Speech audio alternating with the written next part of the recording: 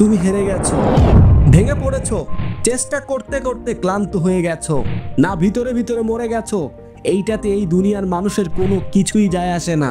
কেননা তুমি এই দুনিয়ার মানুষের সামনে শুধুমাত্র একজন লুজার, আর অন্য কিছুই না। তোমাকে কেউ চিনে না, তোমার সম্পর্কে কেউ কিছুই জানে না।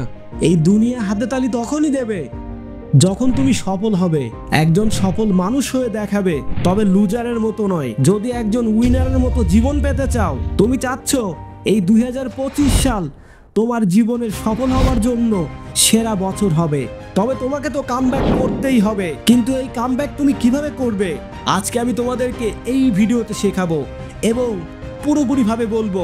তোমার 2024 খুব খারাপ চলে গেছে, এখন 2025 আসতে চলেছে, তাই তোমার কামব্যাকটা এমন হতে হবে যেন মানুষ দেখার পরে শুধু আফসোস করে।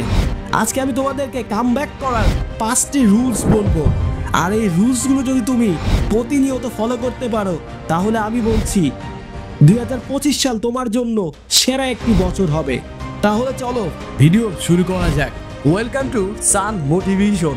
দেখো, সবার প্রথমে তোমাকে একটা খাতা কিংবা একটা ডায়েরি নিতে হবে এবং সেই ডায়েরিতে তোমাকে লিখতে হবে তোমার 2024-এ ঘটে যাওয়া সেই ভুলগুলোকে তোমাকে মার্ক করে লিখতে হবে। অনেকেই বলে আমি এবছর শুরুতে এটা করব ওটা করব, কিন্তু 2 দিন পরেই সেটা ভুলে যায়, সে গুলিয়ে ফেলে।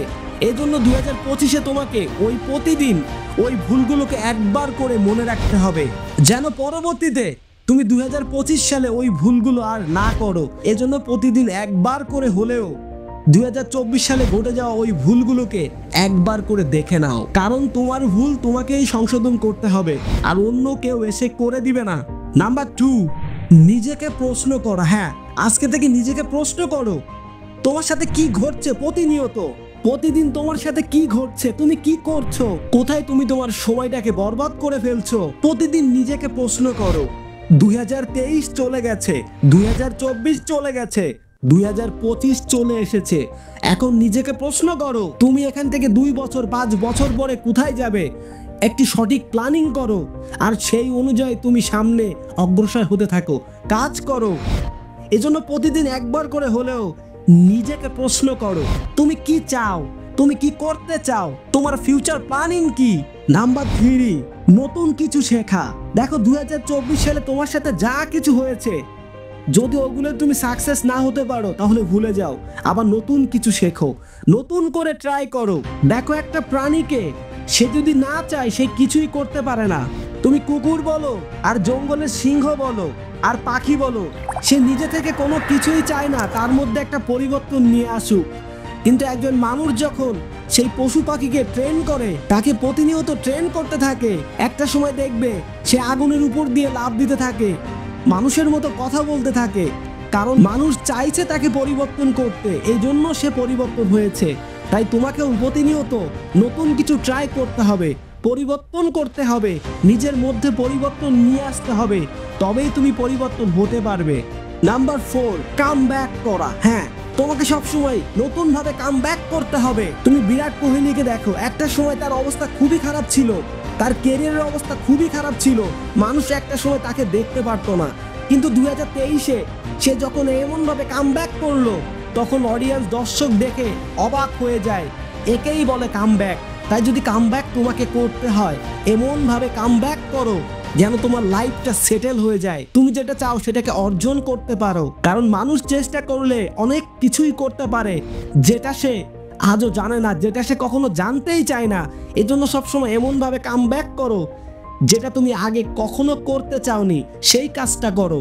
রুল নাম্বার 5, তোমার যে কাজটা করতে ভালো লাগে আজকে থেকে সেই কাজটা করো। তুমি যদি যে কোনো কাজকে অলসতার সাথে করতে থাকো, তবে তুমি সারা দিনেও সেই কাজ শেষ করতে পারবে না।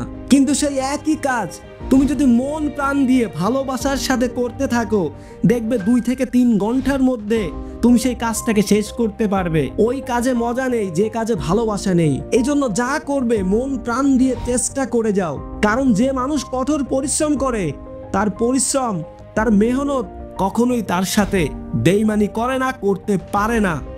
একটা কথা মনে রাখবে, যদি তোমাকে বহু দূর যেতে হয় তবে তোমাকে একা যেতে হবে, আর যদি তুমি বহু দূর যেতে ভয় পাও তাহলে তোমার কারোর সঙ্গে যেতে হবে। তুমি ভালো কিছু করতে যাবে, মানুষ তোমাকে বাধা দেবে। তুমি একটা সময় বড় পর্যায়ে যাবে, মানুষ তোমাকে দেখে হিংসা হবে, জ্বলবে।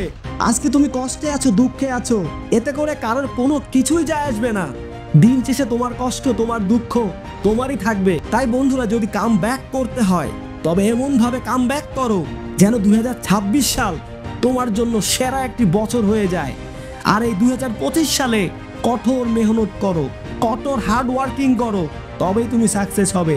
আর হ্যাঁ, যদি এই ভিডিওটি তোমাদের কাছে ভালো লেগে থাকে তাহলে অবশ্যই ভিডিওটিতে লাইক করে কমেন্ট করে তোমাদের মতামত জানাও এবং এই ভিডিওটি শেয়ার করে সকল বন্ধুদেরকে দেখার সুযোগ করে দাও।